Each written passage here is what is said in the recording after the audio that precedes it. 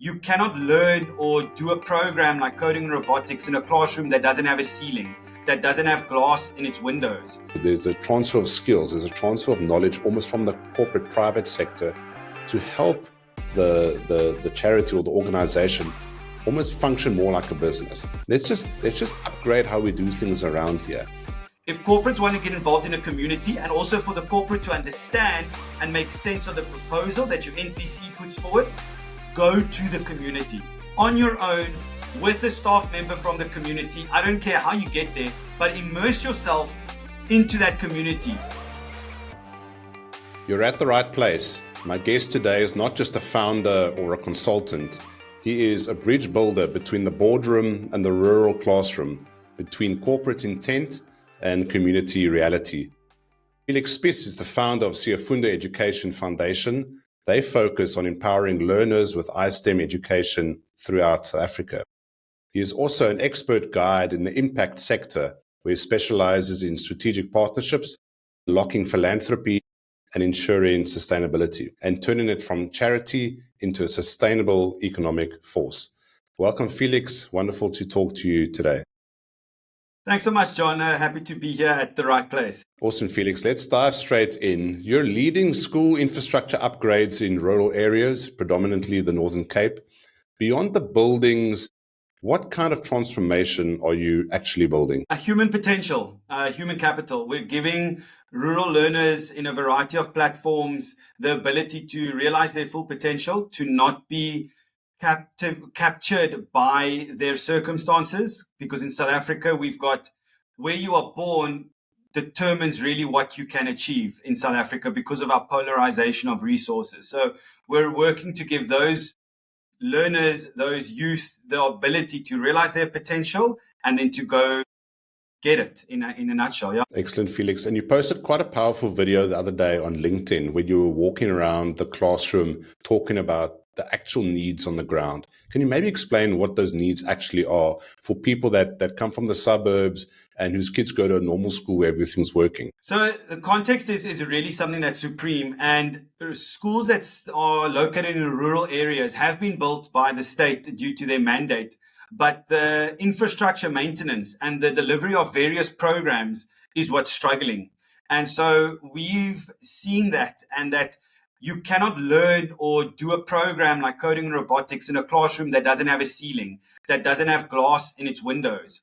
And so what we focus on is providing that holistic support structure for learners together with the programs that we roll out. So in that specific video was about the infrastructure upgrades we did in maths and science classrooms. In the video, you'll see no ceiling, the floors, the glass, everything is in ruins. And that was a classroom that's being used when we were fortunate enough to be able to do it during the school holidays. And now when those learners go back, where they went back yesterday, they're going to be in a brand new classroom. So that is what we focus on. It's just like any work environment. How can you do good business if your environment is not an enabling environment? And it's the same principle when you get to schooling. Absolutely, Felix. I often tell people that if you change your environment, you can change your conversations. So now you're busy upgrading a learner's environment to an environment that's more conducive to the learning. When you're doing these types of projects, what are some of like the time frames that you're generally working from, like when you started a school to when you're almost ready to hand it back to the community? This is the fun, I suppose, of working in the sector with projects, that projects have different timelines. That specific project, we had 6 days, Monday through to Saturday, to get it done. We renovated 7 classrooms. So everyone just pulled in together. Other projects usually is over a 12-month span. So, for example, we just rounded off a project in Priska where we trained 20 youth that were classified as NEETs, so not in employment, education, or training, in a cybersecurity new venture and advanced digital literacy program as well. So they really do differ. And the key to that is just communication to all stakeholders, and that stakeholder management is important. So it varies. But that's the fun part about this for me, is that every project's going to be new. Like, I do not go to my office knowing what the day is going to bring. Excellent, Felix. And Felix, talking about these projects that you're involved in, I mean, I know from my experience in working on similar projects for like a Mandela Day initiative or an NPO give back from a corporate, oftentimes you go in, you save the day, But then you go back at the following year or 6 months later, and things have almost returned back to where they were, or sometimes even worse. How do you prevent that the initiatives that you're doing and the implementation work that you're doing is sustainable, but also almost like protected? So that model that you just described was big in corporate South Africa, and we loosely term it the show and go model. You rock up, you have a sports day, you paint the walls, whatever, you take the photo and then you leave.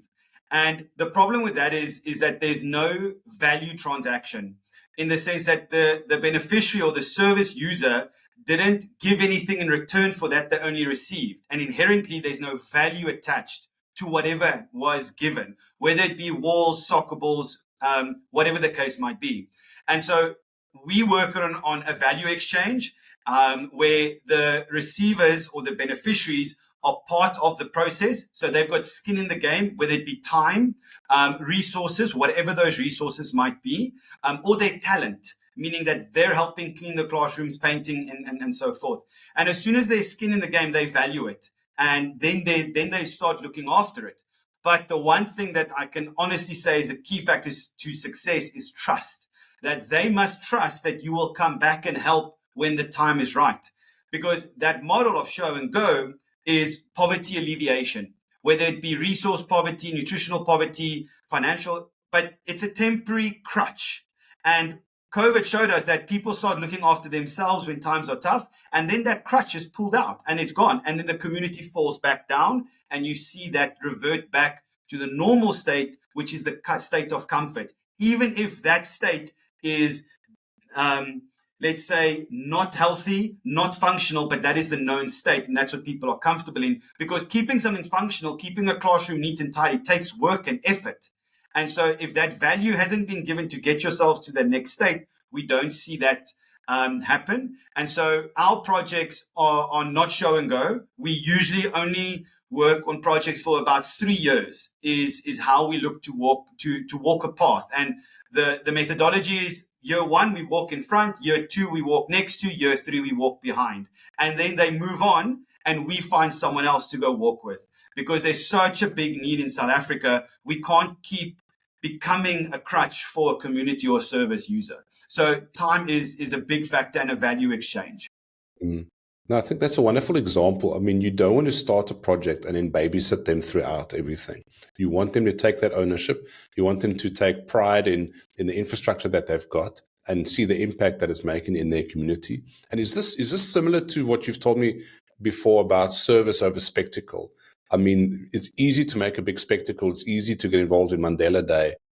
But I mean, that can have such a negative impact because it's a pat on the back, you get your badge, you do your social media post. But I mean, that's honestly not sustainable. I mean, should we actually be doing away with those type of things? Yes, that's my honest opinion. We should. A show and go is not healthy. It creates entitlement to say, because I'm poor, you need to give me. And so we need to go away from that. Yes, building a relationship with a community or a service user becomes sticky because you work with humans. You get WhatsApps later at night. You get people asking for extra this, that, or the other. So yes, build the trust. Yes, build the relationship, but have clear boundaries to say, this is what we do. Anything else, we will hear you out. We will see if we can, but we are not going to commit to that. So service over spectacle is important. Unfortunately, and we can go down a rabbit hole in a different podcast, but the NPO environment and the funding environment in South Africa is so competitive that nonprofits will engage what's termed as impact washing, where they create these vanity metrics, these large numbers to try to gain attention. And then they focus on the spectacle and not the service. And interestingly enough, corporates are also doing it. Corporates are also inflating their metrics so that they can be seen as such a big community partner, where in reality, that impact was, they might have said we feed 1,000 school children, but that meal was a juice box, a pack of chips, and a lollipop. Now, that's not nutritional support. And so it's the way of framing it. So it needs to be long-term. It needs to be trust-based. And then everybody is going to start building. And to finish that off, we focus on wealth creation, not poverty alleviation. And it could be wealth of the mind, wealth of skills, but that's what we focus on. No, that's absolutely amazing. And I think that that's a refreshing take that I think more corporates need to know about.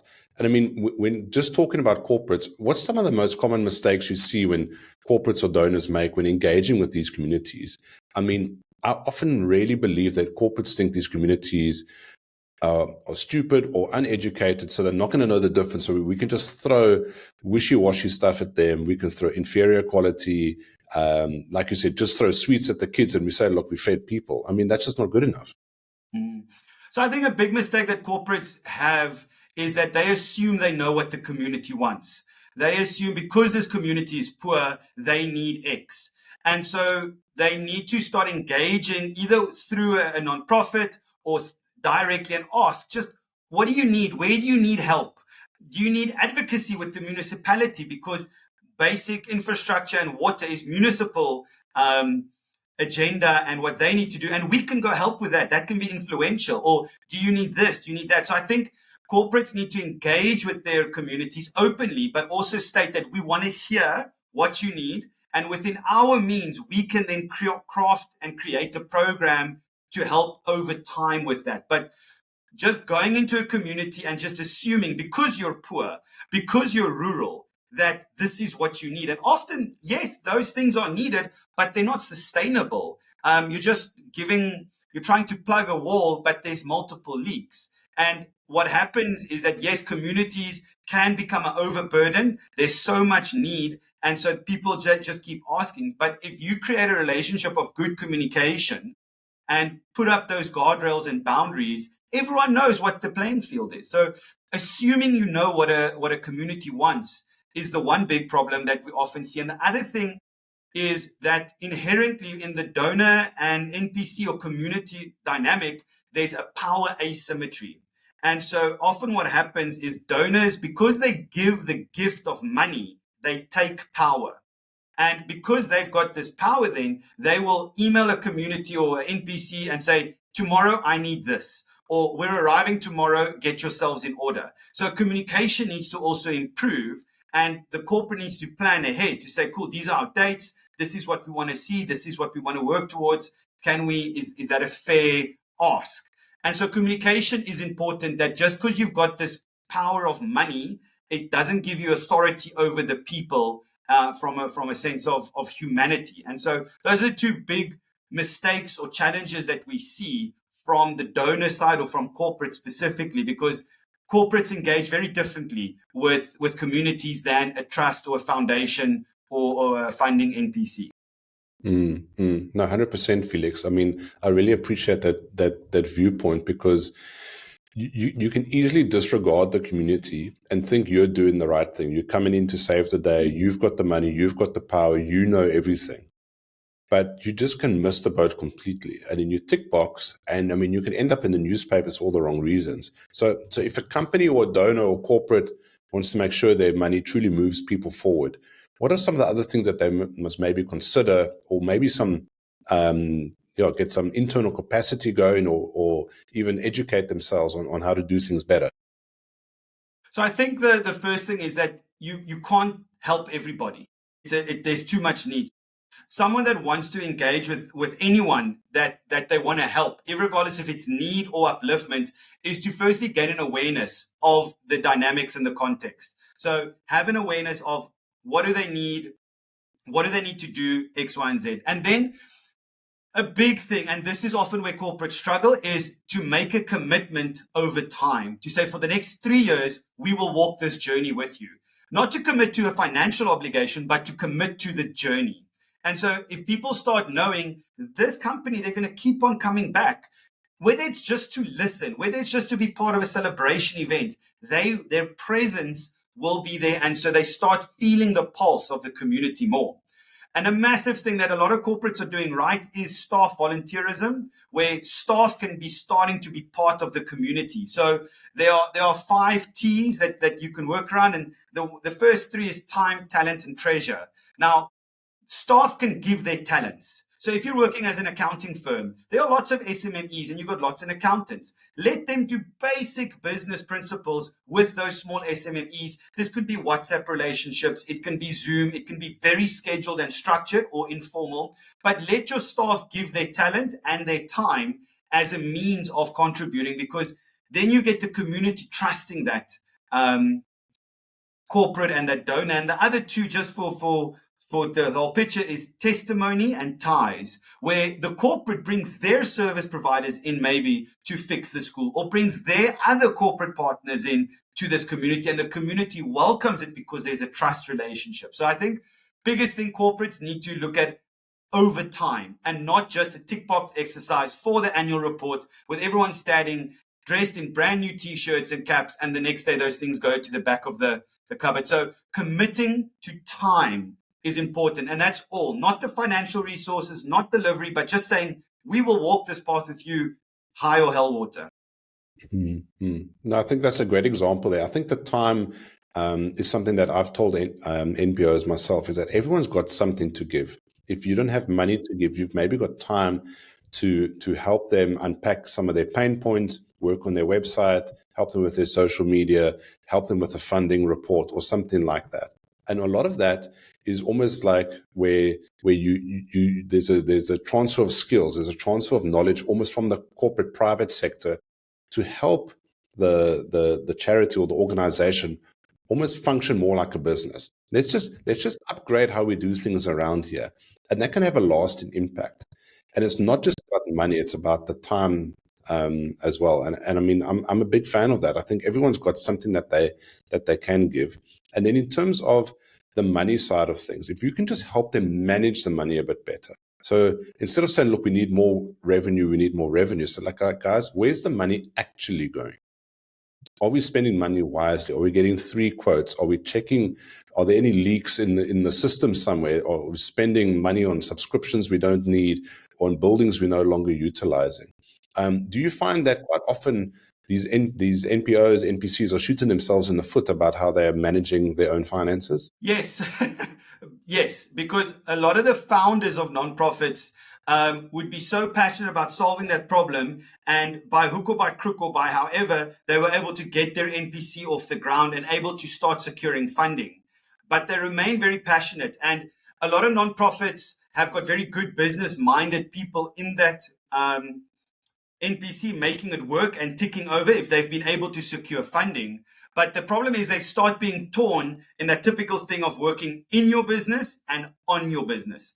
And it's a very tough time for a nonprofit to navigate, because operationally they need to make sure everything is running smoothly because they're held accountable to the reporting. But at the same time, they need to manage their donors, they need to manage their stakeholders, they need to manage their service providers. So a big help that corporates can do when donating is they can also donate their resources to say, listen, we've got social media.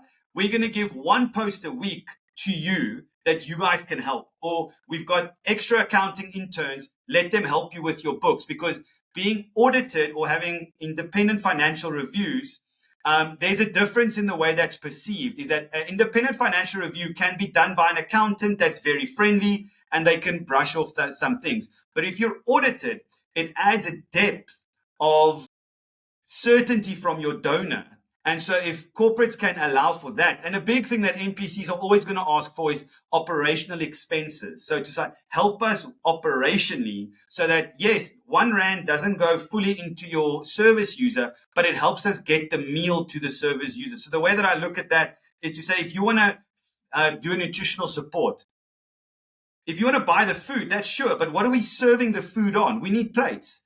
What are we washing the dishes with? We need dishwashing liquid. So in order to put that plate of food, there's so much other things. And I think if corporates are open to that, to understand that process, that's going to help your nonprofit so much more in their delivery of that service to the community. And so, like you say, time, talent, treasure, ties, testimony. Those are the 5 T's that a corporate can donate and give to the NPC to help them to get to the end user. So I think that's a very important part that corporates can come towards, and to have that mindset, but building trust. And the last thing I'd like to mention is something that goes a really long way that corporates can do is capacitating funding. So say now, for example, you're sending your team to do a specific skill set. Invite your NPCs with. Let your staff build relationship, but then they get those skill sets as well. So whether it be social media, health and safety training, if you've got a school, for example, let your corporate also be upskilled to attend that, because they can then give a better service, not only to the community, but also to the donor or the corporate. Mm. Yeah, I really like that last one. That's really, really cool. And the thing is, that is where you can make a consistent impact as well. And it's not just handouts. It's a real impact. You're upskilling people, you're giving them some skills, and you're having that connection again with the NPC. And I think that's where the relationship gets built over time as well. And now, Felix, like working in rural South Africa, what has that taught you about the resilience and the dignity that corporate spaces often miss? Sure. Yeah. So building on the previous point is we focus on giving hand ups, not handouts. And in order to give a hand up, you need two hands and there needs to be a pull.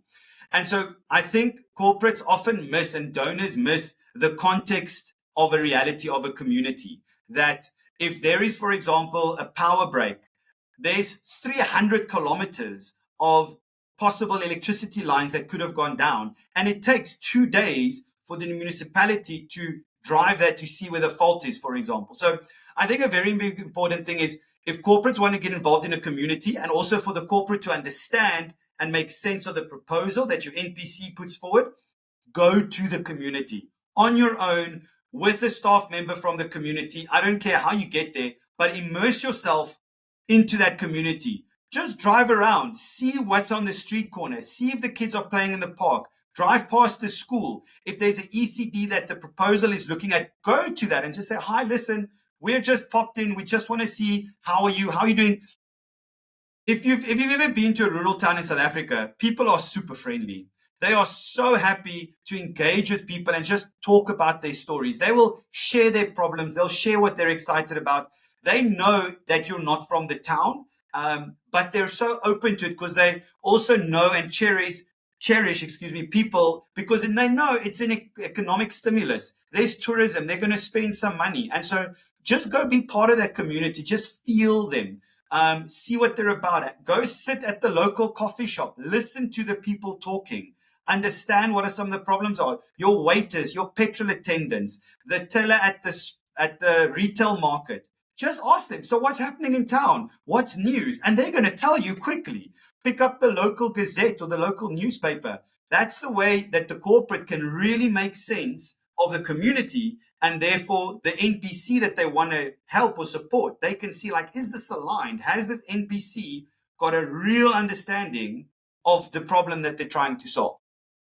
Mm-hmm. No, I love that example. I think the more you educate yourself, the more you immerse yourself in that environment, I think you're going to build up empathy for what is actually happening on the ground, and you're going to get better informed about how your money and your time and all the other T's are going to make an impact. And I think the better informed you are, then the better decisions you can have. That when you report back to corporate head office and say, look, we spent 5 million rand on this, you can actually demonstrate the impact. We visited them, we identified this, we thought we were going to spend money on this, but the community has actually told us they actually need this. Then you can redirect funds, you can make a better impact. Because oftentimes we like you said, we assume we know what the community needs.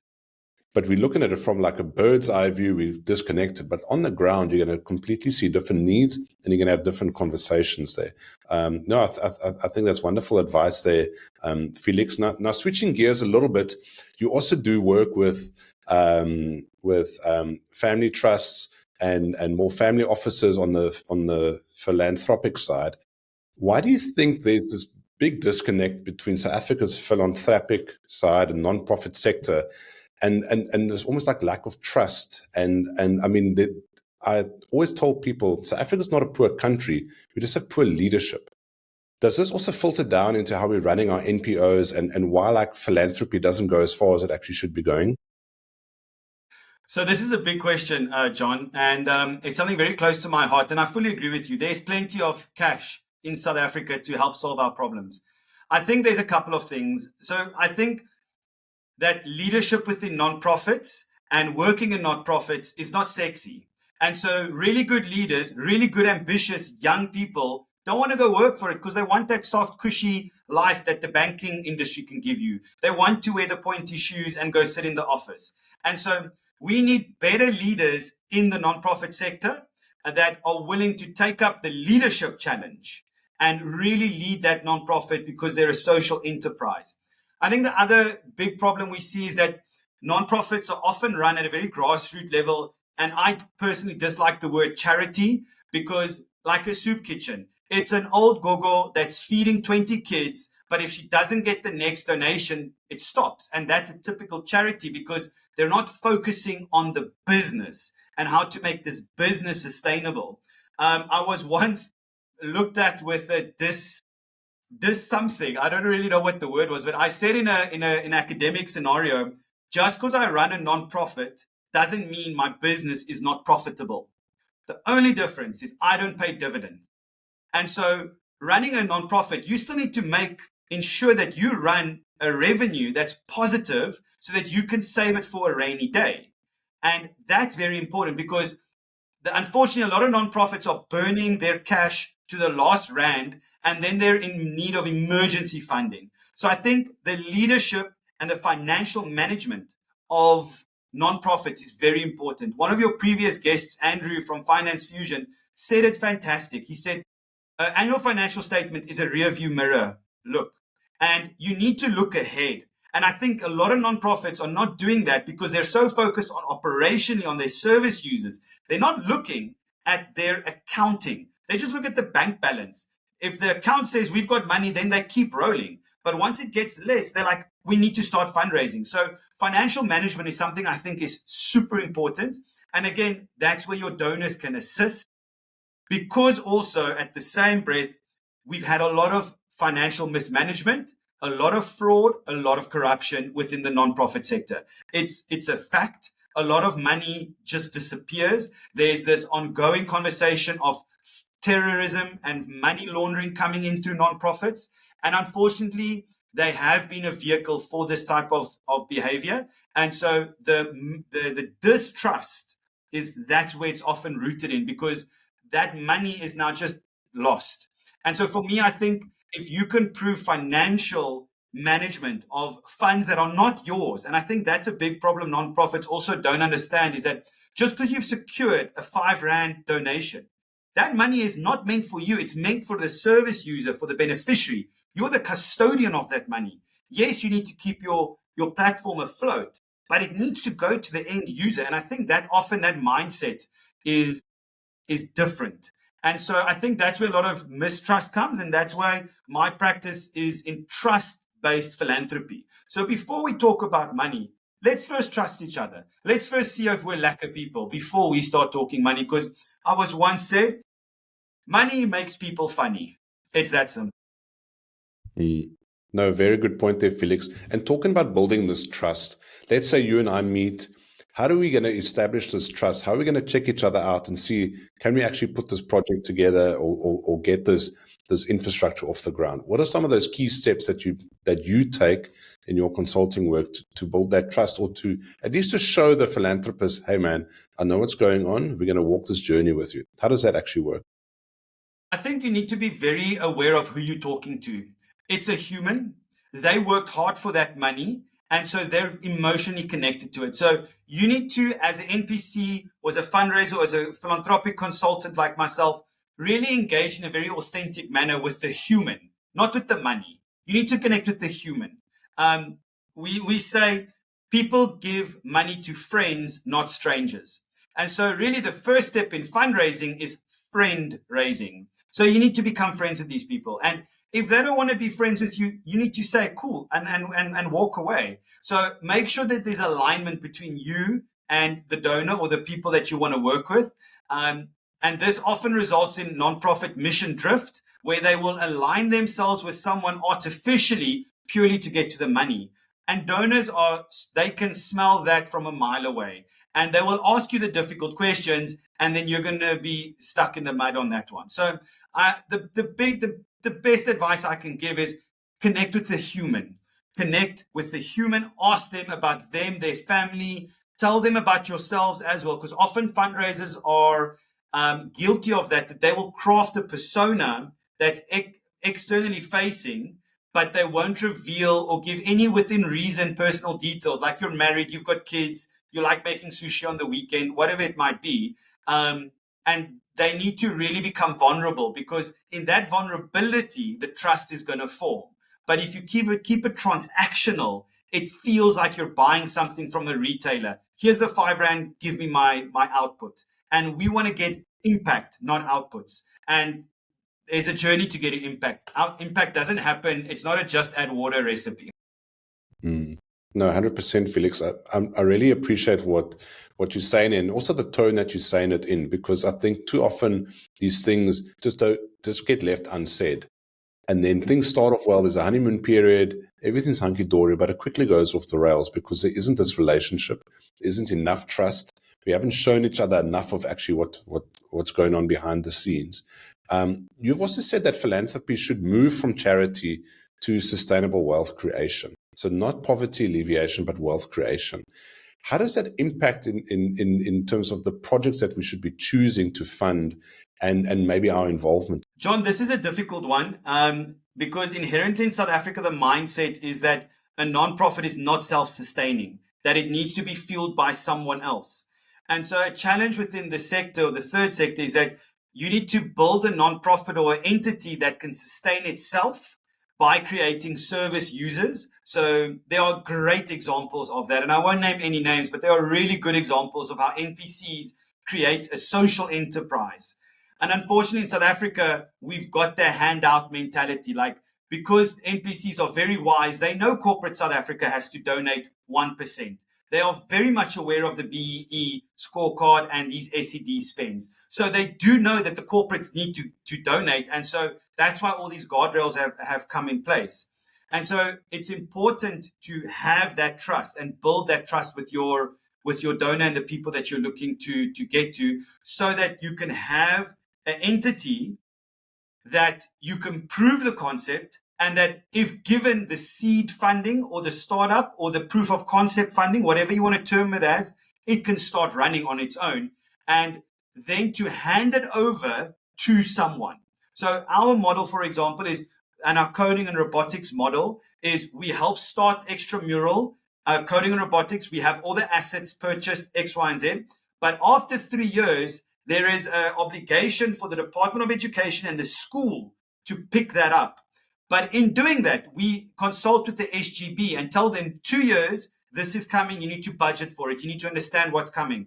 We have meetings with the DOE, this is what's coming, are you prepared to sign it into your asset register? So you can't just throw this hot potato into a community's lap. You've got to help them get used to this responsibility, because they don't have this responsibility. And a big lesson for me that I've learned is, if you hand something over like this, often we see it as an asset. The community sees it as a liability, because they've got something that the other schools don't.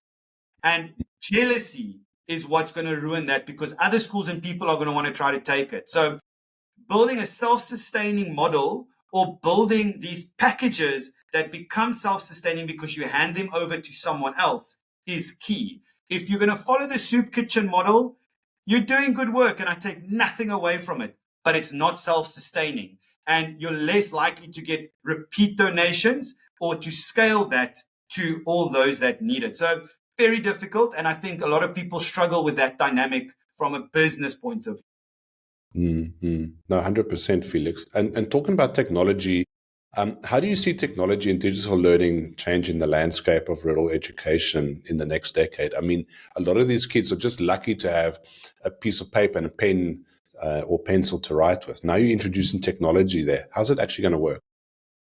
So something that keeps on surprising me, John, is that smartphone penetration into rural communities is super high. The problem is the cost of data and the reliability of that data. So most of our service users have got smartphones, or at least access in their household to a smartphone. So they're very competent at using a smartphone. But the problem is that smartphone is connected from a brain perspective to entertainment, and let's use the word distraction. So once we ask our learners to do research on, say now, for example, in the coding and robotics, we want them to look up some Python code. They are not willing to exchange the data they've got for that research because the data is earmarked for entertainment. So a big thing with technology and introducing technology is not necessarily the technology, but it's the purpose of the technology, and understanding a cell phone can be used for multiple services or outputs, not just selfie and TikTok videos. And so that becomes a very interesting dynamic. Same with providing free Wi-Fi. For me, fundamentally, the difference between a rural child and a child living in an urban township is their ability to access free resources such as free Wi-Fi. So a child living in the township can probably find 2 or 3 places where there's free Wi-Fi, and they can then access that. Rural, you don't have the same type of availability of free Wi-Fi because fiber has not landed yet. So the cost of data is still very much connected to a cell phone tower. And so free Wi-Fi, uncapped, unthrottled, is not there yet. And hopefully in the next year or two, we can say that it's arrived. And so technology is there. It's the cost of connecting to the internet. And like I said, there are a couple of companies that are giving great access to the internet in very urban areas, but not necessarily in the rural areas because, yes, the scale of the market doesn't warrant it yet. But I believe that time will come. So technology adoption is there. It's just about accessing the internet to use it in a productive manner, because having a laptop these days is not good enough. You need to have internet connectivity to have your licenses, connectivity for browsing internet. Having a PC is not good enough. It needs to be connected to the internet, and internet connection is where the pain point lies. No, thank you. Thank you for actually describing that in good detail there. And I mean, the name that comes to mind immediately is someone like Alan Craig Jr., who I've met and is doing amazing work with Fiber Time. But I mean, you're right. That is more in the urban areas where there's a big catchment of people, where it's obviously the economies of scale are working in their favor. But I mean, hopefully that same concept can be rolled out to the Northern Cape, areas like the Free State as well. Felix, I just want to pivot to our second part of the podcast here, where we focus on your right place, which we believe is at the intersection of your roles, relationships, and environments. You founded Siyafunda in 2018. When did you know that this was like kind of part of your right place and not just another project, but like almost like your calling? So my history at the time of, in the previous year, 2017, I was a maths and science teacher at a well-resourced school. And simply, I got tired of teaching photosynthesis 5 times a week. I knew it was very draining for me. I came home and I wasn't a pleasant person. I loved the interaction with my learners, but that didn't work for me. And so I always make this joke. I broke up with teaching, and I said, it's not you, it's me. But I stayed in education. And when I founded Siyafunda, initially, the first 1,000 Rand that I got to start to register the company and so forth came from my mother. And I knew it was the right place, but Siyafunda couldn't carry a salary for me. I couldn't make this my permanent job because I still needed to contribute to my own financial health and wealth and also to my household. And so I only started working permanently for Siyafunda last year, September, when Siyafunda had enough depth that the board could offer me permanent employment. So the right place for me was in 2019. I had moved to Uppington with my wife, who was placed there for her community service year. And I had a conversation with local players in education. And someone said, but we want to do coding and robotics. We want this to come to Uppington, to the Northern Cape, but we don't know who to call. But at that exact point, I knew who to call. And so all of a sudden, this network of just knowing people allowed me to bring a project to Uppington. I was at the right place at the right time, and I got the funding to do a pilot project for 12 months. And we just made it work. We bootlegged it, and we obviously ran at a loss, but we made it work. And here I am today, servicing 36 schools in the Northern Cape just with coding and robotics. And so it takes a lot of grit and determination, but because I was in the right place, didn't feel like work to me. I loved driving 203 kilometers to get to my first school. That for me was the right place to be. So I knew it when I found it, and I enabled myself with other aspects like a day job, like building a network, so that eventually I was able to migrate to it and make this my day job. Mm.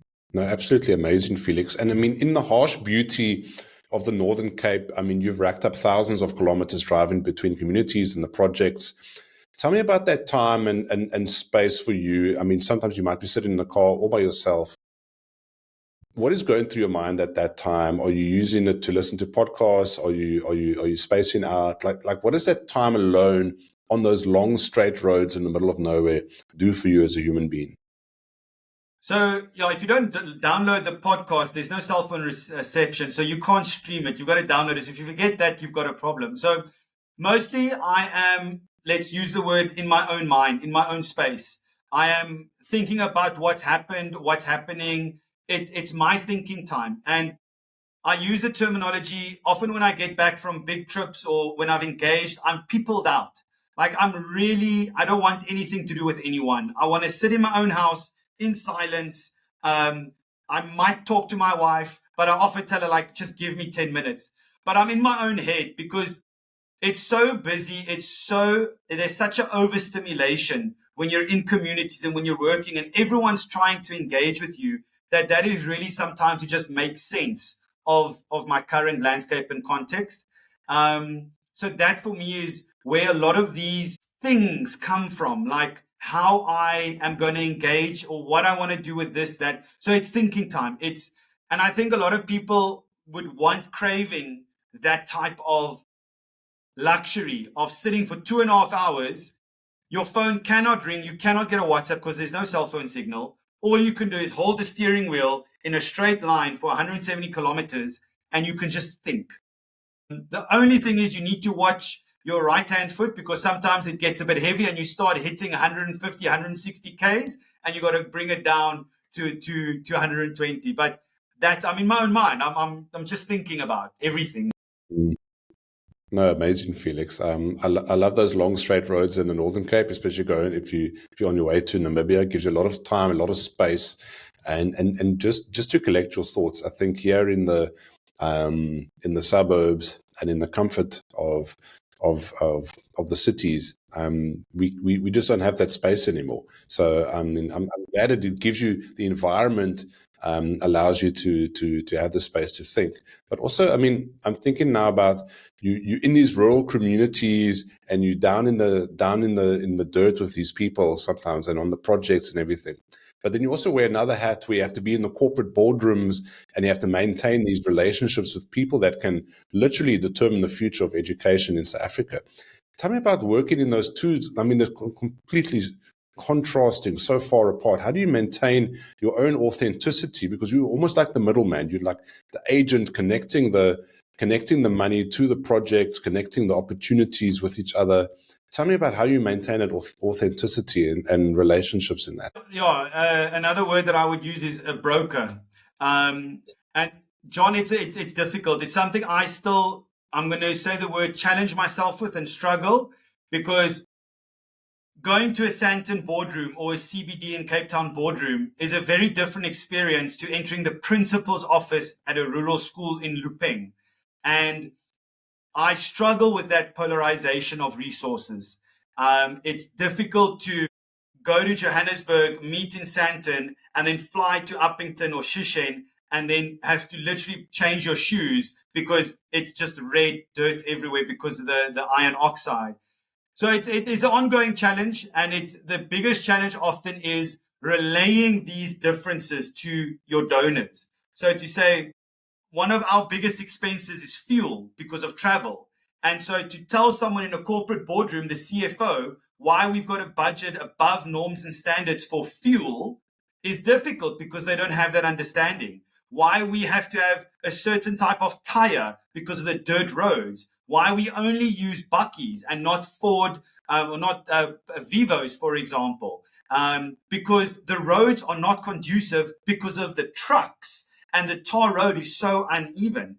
And so it's something I honestly struggle with, is relaying that. And we spoke about it offline, is immersing people into the situations, and really getting them to understand and see. So when we've got an event, we invite our donors to come to the event and to be part of it, and not to put the spotlight on them to really make a big rah-rah, but to just sit in the crowd and understand the gratefulness and opportunity of just having finger platters for lunch, or having bottled water. Bottled water is a currency in the Northern Cape, because tap water is not necessarily very safe.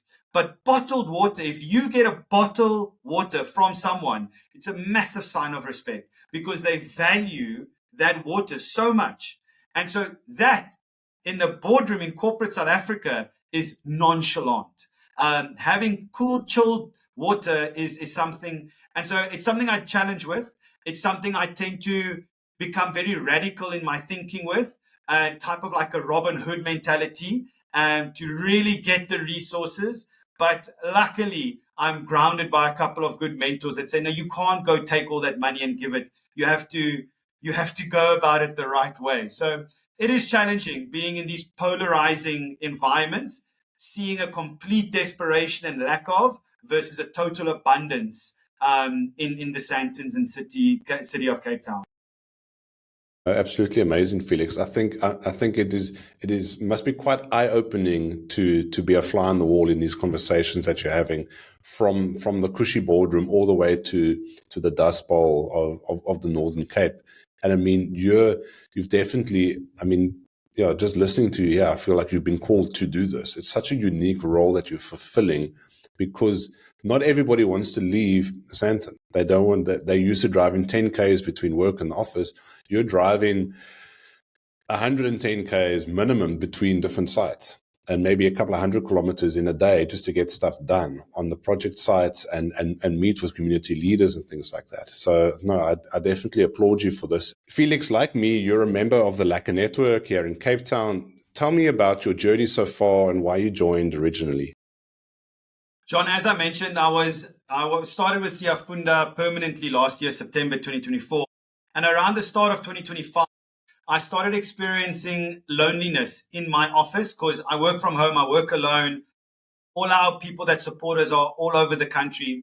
And I actually heard about Renier speaking about the Lekker Network on another podcast of a mentor of mine. And I started following the journey and so forth. Because I felt so isolated and alone, the Lekker Network became a place for me to engage with people with no expectation of anything besides a connection. It gave me the ability to connect to people all across the globe, simply to ask a question. From an authentic human, I did it. I asked 2 people in Mauritius, what is the lifestyle in Mauritius? I've connected with people in the UK, in the US, getting mindsets about the nonprofit or the third sector work. And beyond that, the actual events as well, from paddle or upskilling events, has been so meaningful for me as an individual. And I've been able to apply that in my work as a philanthropic consultant or in the third sector in Siyafunda. So for me, it helped me connect with people without any obligation or onus of an exchange of anything. People just want to talk, and I just want to talk to them. And I've learned so much just having conversations. We spoke to a gentleman in Canada, and he gave me such great insight regarding, he said basically, no one's going to come looking for you. You've got to go find people. And I was like, mind blown, so obvious. And so for me, the Lekker Network has been a place of connection, welcoming, warming, and just open, authentic communication. What was really easy for me is that it very much gave me the guidelines of how to connect, when to connect, what to do, and all the guide rails. And I really appreciated that structure, because often these things can get so out of control and then we don't enjoy ourselves. So I really enjoy the Lekker Network. I'll definitely stay a member, and I'm a full-on supporter for especially nonprofits engaging in it, because you learn so much that you're able to take back. It's not about soliciting a donation. It's about wealth creation, as we've said. Create wealth for yourself. No, absolutely amazing, Felix. I really like the encouragement there to other NPOs. We've got a couple of other NPO members in the Lekker Network, and it's all about starting conversations. And I mean, it's also about upgrading the level of conversations that you're having. And there's nothing wrong with an NPO talking to another business owner, because you're going to get insights into how to run your NPO. Run it like a business. Upgrade your systems, upgrade your reporting, maybe bring in a board, maybe bring in an audit committee, something like that. That's going to contribute to your NPO functioning better. And I often say this, I mean, South Africa doesn't need more NPOs. We just need better run NPOs. There is enough. There's hundreds of thousands of NPOs. We just need better run NPOs with better governance, and we're going to turn this country around one by one. 100% agree with that. We've got just under 300,000 registered nonprofits. We don't need more nonprofits. Wrapping up the podcast, Felix, and I mean, maybe you've alluded to this already, but where would you say is your right place in 2025? We've said it before, on the long, straight, narrow roads of the Northern Cape. Because when I'm on that road, I'm traveling with purpose, I'm traveling with resolve, and I know that any engagement that I have will mean something to someone, and I include myself in that. So that is my right place. Once that red sand gets into your blood, you can't get it out.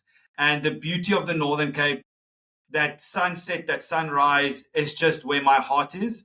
My family is from the Northern Cape. And it's just a deep connection to that province and the potential that lies in that province. So my right place is the Northern Cape.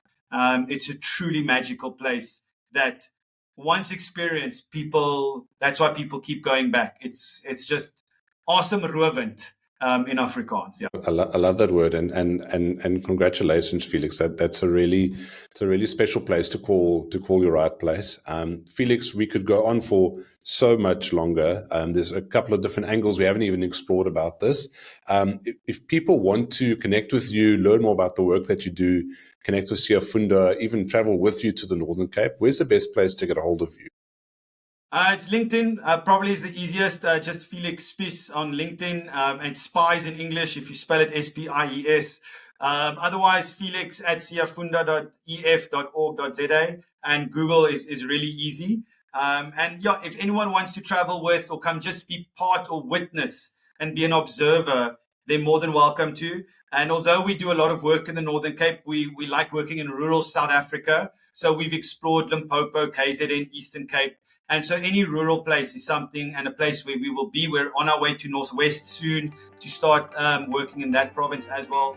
But I would really encourage people to do it. We've got double cab buckies and we really have backseat drivers. And so we'd love some extra passengers to just come along and just see and witness and be part of it. It's life-changing, and it's why I'll never go back to anything else. I'll keep on fighting for this. For my right place. Awesome, Felix. Ladies and gentlemen, this is Felix Spies. Please connect with him. As he mentioned above, we'll put all the links down below. Thank you so much to everyone for listening, for your support. Please like, comment, and subscribe on the video. And please also share this video with your friends and family as well. And we will see you again next time at the right place. Thank you, Felix. Thanks, John.